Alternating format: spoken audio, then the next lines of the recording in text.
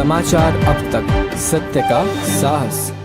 अंधारातून प्रकाशाकडे नेणारी वाट म्हणजे शिक्षण आणि स्त्री शिक्षणाचा वसा घेऊन समाजाचा विरोध पत्करून ज्या माऊलीने ज्ञानज्योत प्रज्वलित केली त्या स्वर्गवासी रमाबाई रानडे यांच्या प्रेरणेतून जन्मलेली संस्था म्हणजेच नागपूरची सेवा सदन शिक्षण संस्था। या संस्थेने केवळ अक्षर गिरवले नाहीत तर हजारो स्त्रियांच्या कर्तृत्वाला पंख दिले। ती संस्था आज आपल्या प्रवासाचा एक ऐतिहासिक टप्पा गाठत आहे। हा टप्पा आहे शताब्दीचा, 100 वर्षांच्या गौरवशाली प्रवासाचा। 2 जानेवारी 1927 नागपूरच्या भूमीत एक बीज पेरलं गेलं।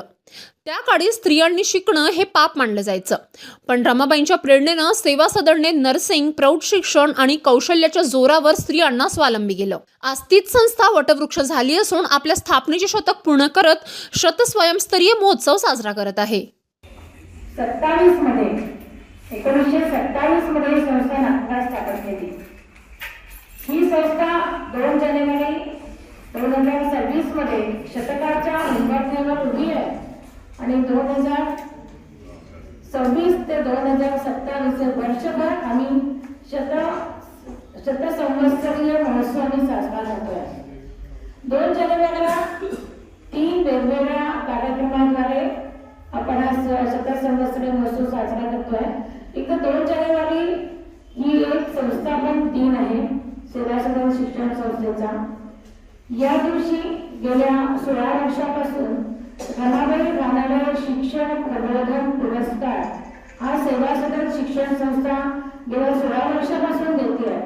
समाजामध्ये जे लोक काम करतात, प्रसिद्ध कलावंत राहून समाजासाठी जेव्हा काम करतात ते शिक्षण नसतात पण ते समाजाला शिक्षण देण्याचं काम करतात, तर अशा संस्था किंवा अशा व्यक्ती आम्ही निवडतो आणि त्यांना रमाबाई रानडे शिक्षण प्रबोधन पुरस्कार देत असतो। आणि तसंच शतसंवत्सरीय महोत्सवाचं उद्घाटन यावर्षी होणार आहे। असे 3 कार्यक्रम 2 जानेवारी 2026 ला होऊ घातले। या कार्यक्रमासाठी माननीय आध्यात्मिक गुरु गोविंददेव गुरुजी महाराज येणार आहेत, त्यांच्या हस्ते आपण पुरस्कार देणार आहेत।